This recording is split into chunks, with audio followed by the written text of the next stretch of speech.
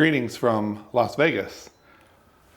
The subject for today is going to mount a Carpuride. It's a brand of Android Auto / CarPlay device. It's a screen you put on your motorcycle. They also make them for cars.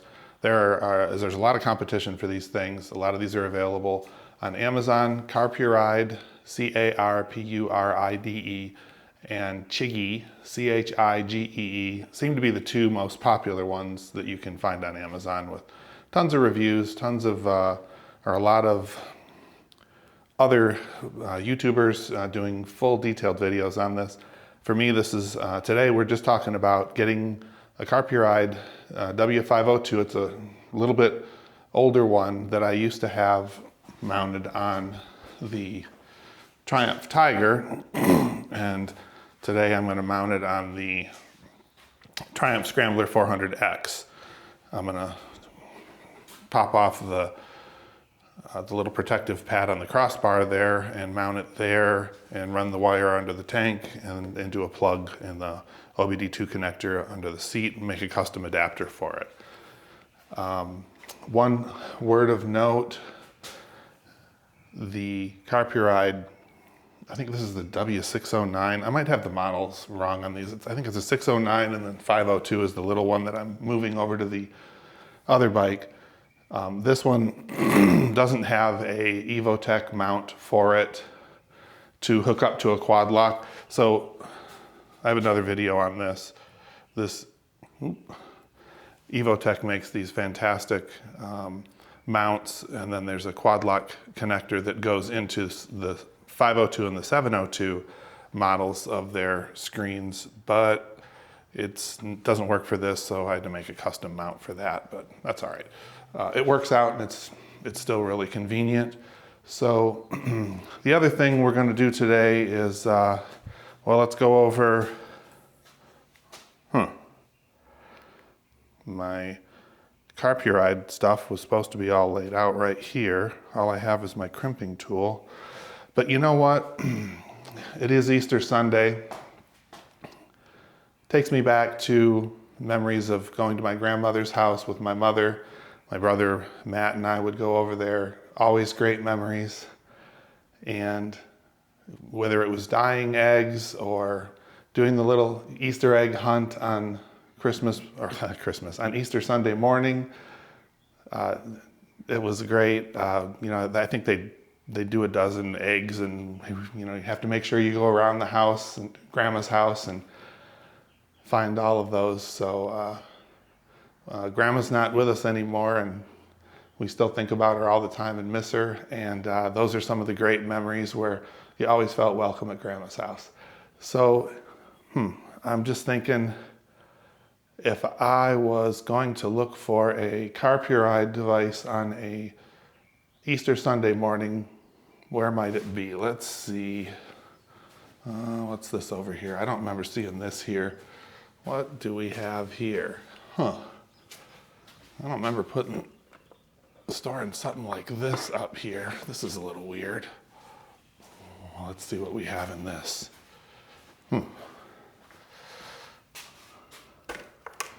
Get the little grass out of here, and oh geez, look at that. It's a Carpuride 502 basic Android Auto and CarPlay screen. I still need to find some wiring for it though and a way to mount it. Let me see if we look around a little more. Maybe we'll find something else. Maybe Grandma can help us. It's not up with all these helmets and stuff. Not in the water softener closet. Oh, wait a minute. Something's not supposed to be there in this old pair of boots. What do we have here? Oh, there's another basket. What do we have in here? We'll get a little extra light added. There we go. That helps. Get some of this scrap. Oh, there we go. We have the Quadlock motorcycle mirror mount, which will be perfect for the crossbar. And I'm a little OCD about this. I don't like keeping the blue release levers on these things because it screams, come steal me. Then there's, so I have the black short lever head that goes on instead. And the other part is, this is the OBD2 sacrificial adapter that we're going to turn into a custom plug. So let's get started and move the camera over by the bike and start getting this thing mounted. So first step, we simply remove this little pad here on the crossbar. It's just Velcro. And, ooh, that's it. Step one, complete, and stash this maybe with the fender so it's available if I ever decide to put it back on. All right, next up we are going to mount the Quadlock. This is talked about this earlier, the scooter motorcycle mirror mount. This goes right on the crossbar. They have various thickness spacers, whatever you want to call it, that go around this so that there we go. And then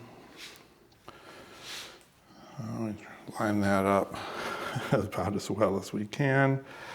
And then the actual mount goes over that. I'm going to put a little bit of thread lock on it.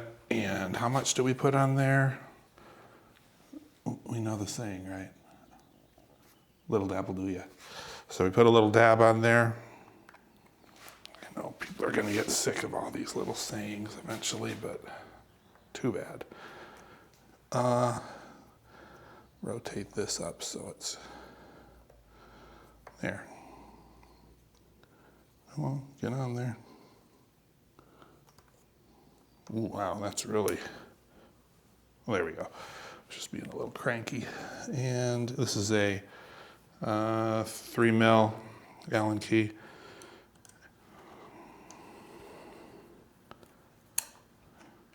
We're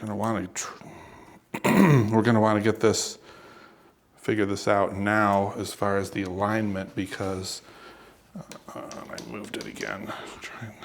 All right. Do the ham hands finger test. I'm gonna come over just a hair more. It's also the Triumph logo behind it. And I think that's pretty good. And then we can, if we want to look at the positioning, I usually like to make these the same, whatever the angle is of the speedo or the screen, kind of try and make it the same so it feels symmetrical. Maybe a little bit more down. I think that's about right. Maybe just another hair more. And let me see. Maybe too much, of course. All right. And then it's time to put this is the alternate short lever head black, just because I like the way it looks more. It's a black lever and it's a little shorter. It's a little less noticeable that this is a quick release device sitting on your handlebars. So if you do leave it unattended, it's less likely to be noticeable that it's obvious that you can just steal it. It's also still super easy if you want to remove it, if you're in a restaurant or something. So put a little thread lock on that, and that just goes, line it up so that the tab is pushing whatever direction you want it. Actually, I keep it pointing upward. Got to compress it a little bit. There's a pretty heavy, there it goes, pretty heavy spring in there. Oh, okay, I'm dumb. All that talk about making sure you get it lined up because this will be inaccessible. I got it lined up, but I didn't tighten it up. Ding dong. All right, so think we're still good. I think the alignment is still good. All right, now we can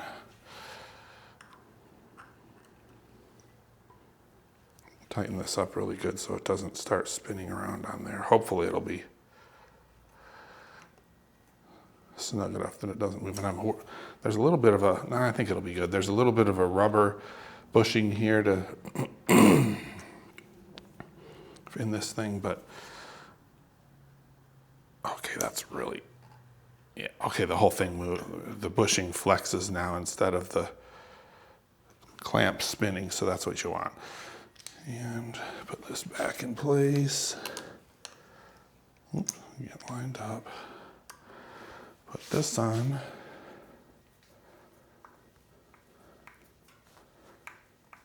And once we get this tight, that's really it. Because, all right, we already have the Evotech backplate here. There's just 4 screws. The screws that come with the device get reused. You pop it's a ball mount that normally comes with this. Let me, hold on, let me show you that. So normally when you get these, this is what's on the back. It's a ball mount that goes into an indentation there. This is metal, and this is also metal because there's a thermal pad that makes contact with the circuit board underneath to somewhat of a, I believe it's for heat dissipation. So you can use, just a ram mount for this if you want, but then it's up a little higher, and it just seems cleaner, this Evotech solution. So once it's on there, it's just a simple matter of push the tab down and boom, oops, and then you got it mounted upside down. That's, by the way, I'm gonna work on that. I realized after a recent video, maybe you can start a whole drinking game or something. Every time this guy says boom in one of these videos, take a shot, because man, playing some of these back, I realize I use that a lot. So there it is, it's mounted and very clean. Next step will be actually wiring it. Oh, but one other thing I thought I would mention here is maybe you don't want to wire it permanently into the seat. Maybe you just want to run it from the USB-C port that's on the side of the Speedo right here. So I'm gonna show you. So this is the Carpuride. They give you a cord that is USB-A to their plug. And then I'm just gonna use a little USB-A to C adapter. I tried this last night just to see if it actually works. And then there's the USB-C plug with a little rubber boot over it on the side. Plug that in there and screw this into the line coming out of this, and it doesn't come on, which is great because you want switched power, which is the reason I'm going hardwiring this permanently. But so this is switched power. The key comes on. This is the only bummer. It would be nice if the power would come on when the key comes on, but you actually have to start the bike before this USB-C port gets power. So here we go. And there you go. Power hits it, up it goes. So that is really nice. By the way, I'll put a link in the description. You can change the boot logo on the 502 and 702. I put the Triumph logo on here, so when it powers on, it's Triumph instead of Carpuride. You can't do that on the 6-inch model, which is really frustrating that these things are actually different in such a way. But anyway, it's mounted. First part is done, the first main part, really simple. And next we will start pulling off the seat and get this thing wired up. So another lesson for today.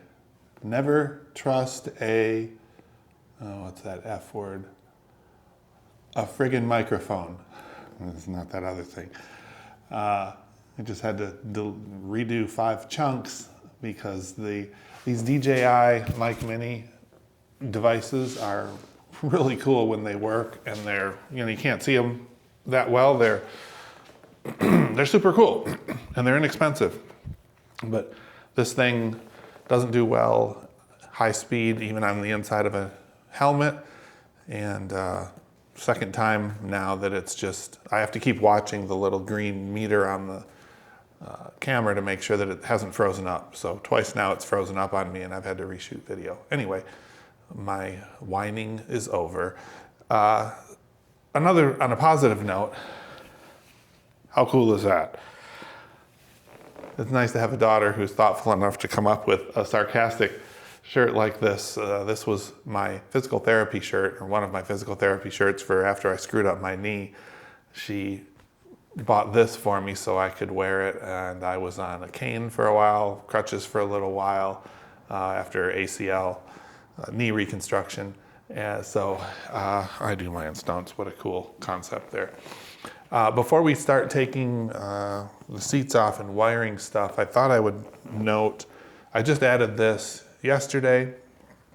I've been agonizing a little bit over a tail bag on just what to get. I don't want to put, like I have done on previous bikes, the tail bag rack that sticks out. I just removed the fender yesterday. I don't want to have more stuff sticking out behind me. I kind of wanted to go with a simple aesthetic. Kriega is another option. They make a 5-liter, a quite small bag that will strap onto the seat or through the bars here. It's about 120 bucks. It's available at Cycle Gear. Still a possibility if for some reason I decide this isn't working out or if it goes flying off on the highway. But for now, I found this at Hans Surplus in Las Vegas. We first went to Leather Headquarters shopping for stuff. Leather Headquarters is a great store. They have tons of bags in there, but nothing that quite matched what I was looking for. It would have been nice too to find a leather one kind of similar to this. These have all these little the webbing on these that you can, they're really flexible as to how you can mount them. So this is a Voodoo Tactical enlarged 3-way deployment bag. It was $45 at Hans Surplus in Las Vegas. The color is Coyote, and not a bad match. This is essentially the emergency bag that is for a puncture kit, flat tire repair kit, first aid kit, tire pump, tools, a handful of limited tools, and tire pressure gauge, stuff like that. So it's really just, the bag has a couple of straps that are technically a handle, but they wrap around this rear grab handle, and then to mount it to the side bars here, I bought this from Amazon. This is a multi-purpose buckle and strap set, 1-inch wide, 14 or 15 bucks, something like this. Oh man, it is a good thing they put that on there. It says this bag is not a toy. Who knows what I would have done with this if they hadn't told me that now. But anyway, this comes with a whole bag full of buckles and a big roll of this nylon strapping that you can cut to whatever size you want. And a good instruction sheet, super simple. It's not intimidating at all. Sometimes I look at these straps and I'm like, I'm not gonna figure that out. But the instruction sheet in this was super clear. So, and plenty left over. And I got it wrong the first time. So once it's up, I just unbuckle it and bag comes off. This even has a shoulder strap in one of the pockets. So if I did have to pick up a passenger in some kind of an emergency situation, I could say, well, you're gonna have to put the shoulder strap on, put this on and carry it, or I'm leaving your butt out here in the desert.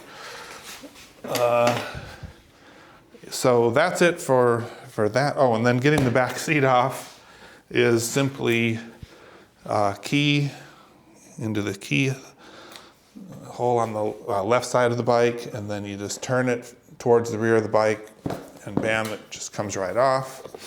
Didn't say boom. And then this piece, there are a couple of 5mm Allen keys. Yep, microphone's still working. We'll get those out. I loosened them up already earlier just to make this quicker. And bolts aren't even that long. Probably should, I don't know, maybe put thread lock on it, but the other seat is always sitting on top of them, so it doesn't really matter. That just pops right out. There's a little lip here that hooks into a piece on the back of the gas tank with a rubber piece on it. So that is super simple. Seat comes right off. And next we are going to look at the OBD2 connector that we're gonna hopefully use for making a custom harness with the plug I bought from Amazon. Right, so this is the OBD2 connector. You just squeeze this tab here, and then there's a little protective cap on the outside. And this, let me see, yeah, and then this just pops right off. And then that's the 6-pin piece that we're going to use this with. Let me pull this out of the bag. And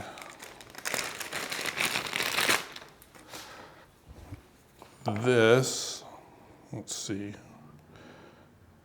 where does it line up? Like this? Yep. Nope. There we go. So it just plugs in like that, and then we will clip the end of this off. 6 wires.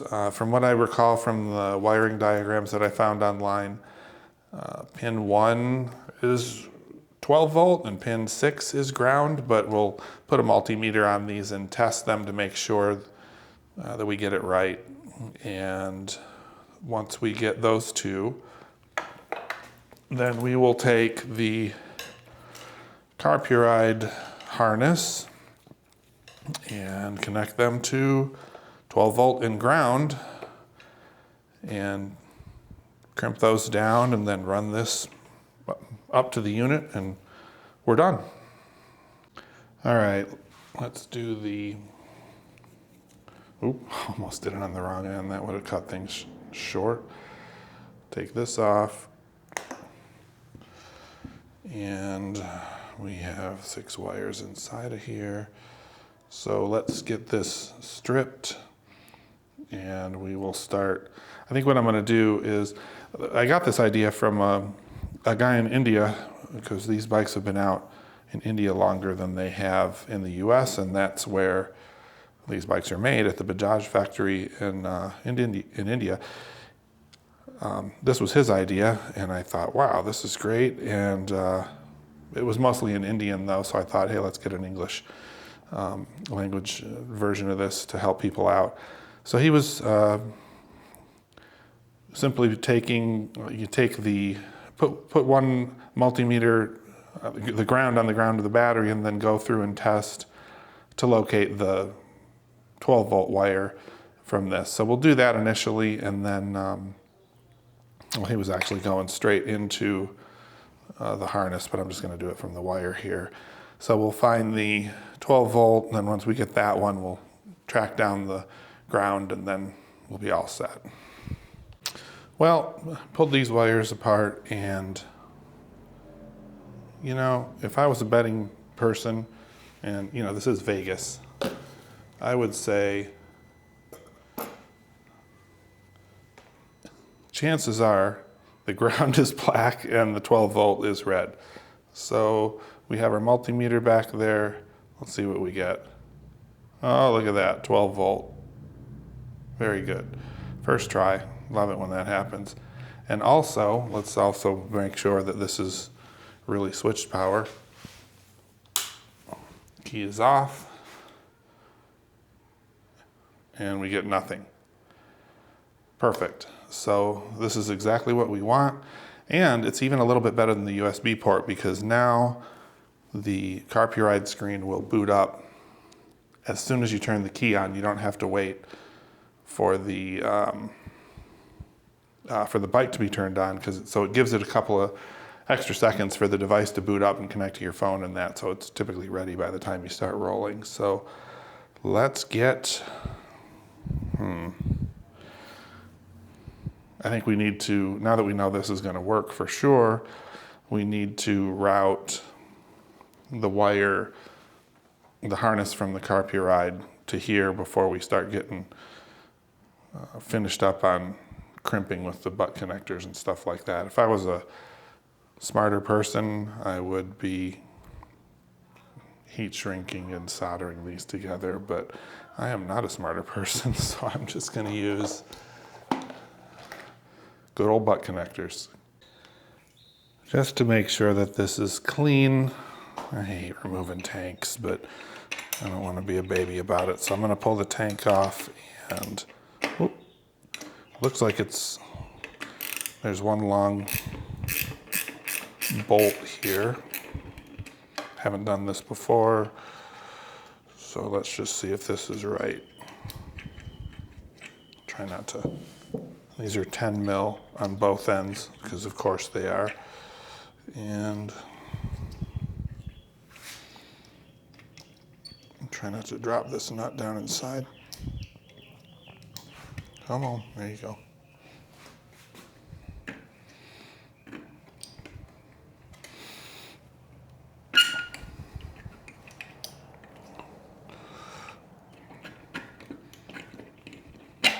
All right.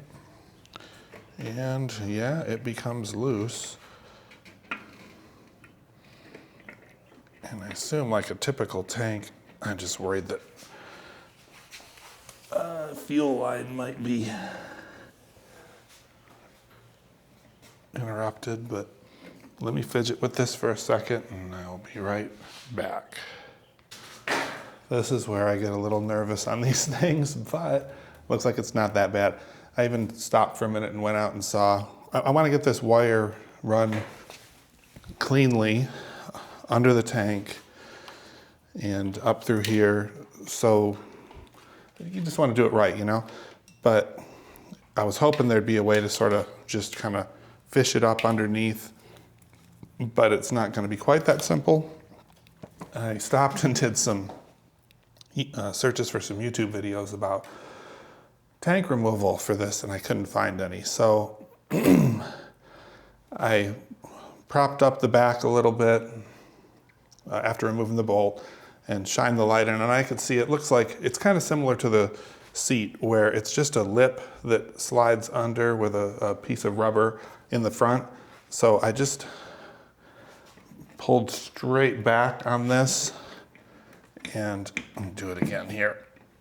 And after a little bit, boom, there, the tank is, I used it again. There's my boom.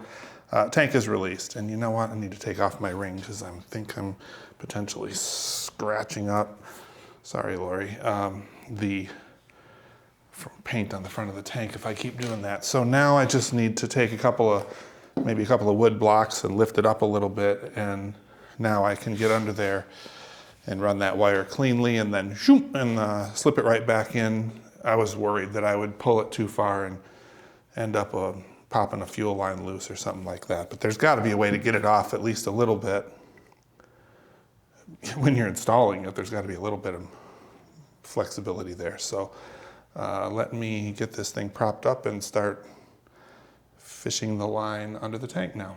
All right, here's a little angle of the tank is propped up with a little piece of 2x4, and everything is completely exposed now, and we can see all the way through to the back side. So from this angle, this will make it really easy, and there is some slack in the fuel line and the wiring harness that goes into it. So I think you're always paranoid about these things when you first look at it, but let me get another flashlight on that. But like I said, there's plenty of slack on there's two fuel lines, interesting, and then the harness right there, so we're okay. And then we're gonna just kind of follow, maybe not. Follow this path right here, because there's all these other wires that are coming through here anyway, and try and follow that and right to the back so that we don't have to worry about it getting crimped or burned or anything like that. So let me get the best route figured out and then come back and show what that ended up being. Okay, I think I figured it out. Here is the path. The wire starts here and flows under. Ran it under the frame, what do you call that? The subframe, a little bit here, and then through there. I'm trying to shine the light on it as I go along. Cable tie here along the side of the frame, inside of the this rubber mount that the gas tank, I believe, sits on that. And then I undid this bolt at the top here for this strap that keeps all these other cables and wires tidy, so I ran it through that, and then up under the forks, and finally up into the device.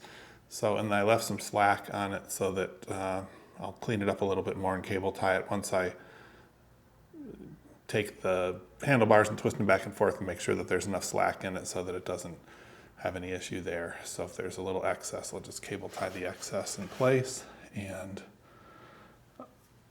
otherwise, and then the next piece, well, once we get the gas tank put back in place, then I can splice these 12 volt and ground from the OBD2 adapter to the Carpuride wires and button this whole thing up. Well, this makes me happy. The tank it's on there. It's really just pulled the 2x4 out and pressed it back down, pushed it forward, and it just seated nice and snug, super easy. So let's get this bolt tightened back up. Put a little thread lock on this too, because I don't know that that's really necessary, but why not? So becoming habit. And I think, let's see, can I put is it too early? Well, I put the front seat back on, unless I'm getting ahead of myself. I'm getting ahead of myself, yeah, no, not yet. Front seat shouldn't go on until the wiring is done. So, all right, let me get these wires stripped and crimped and see how it goes. All right, the custom harness is here. I haven't taped it up yet. I just want to make sure that it actually works first, but the wires are crimped and it's plugged in. So let's see what happens when we turn on the key. Does the screen come to life? Oh, there it is. That's that Triumph logo we were looking for. So it looks like we are in business. So let me clean it up, wrap a little tape around there to keep it from doing stuff it shouldn't do, put the seats back on, and try it one last time, and we'll call it complete. Well, it's all buttoned up. It's looking like it's supposed to. And, oh, my little wire is visible here. I think I need to do a little melting on that strap there, the little danglers. But you don't see anything along here.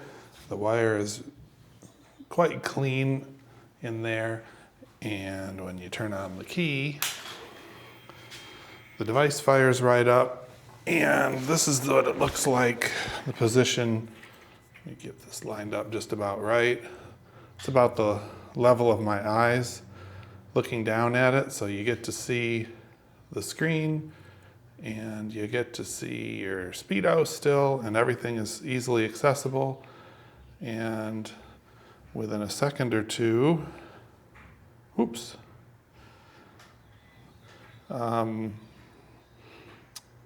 the Android Auto launches and you're good to go. So I think this is great. I did the wire flex test and there's enough slack in there, so that's fine. And I think this is it. So we're gonna call it another done project, another completed project here. So this is the Carpuride W502 using an Evotech backplate along with a what are they called? Quadlock mirror mount for bicycles and motorcycles, and hooking it up to the OBD2 for power. And the other thing to note is, so whenever this has to get taken in for service and they have to hook up their connector for it, it's a simple matter of just, I can take this off and unplug the custom plug in the back, so they're not looking at it going, what the hell, what are you doing? So it's not going to interfere with their ability to go in and do whatever diagnostics they have to do for maintenance. So that is that. Hopefully it was useful to be able to see how the tank is removed on this thing. And if you find these videos useful, please remember to subscribe and get notified of future ones. And I have a couple of more left to do. I have a 15-tooth sprocket to put on this thing still. And then it's going to be time to get out on the street, get out on the dirt roads and play around a little bit and get some video of that as well. So happy Easter, and until next time, drive carefully and come back soon.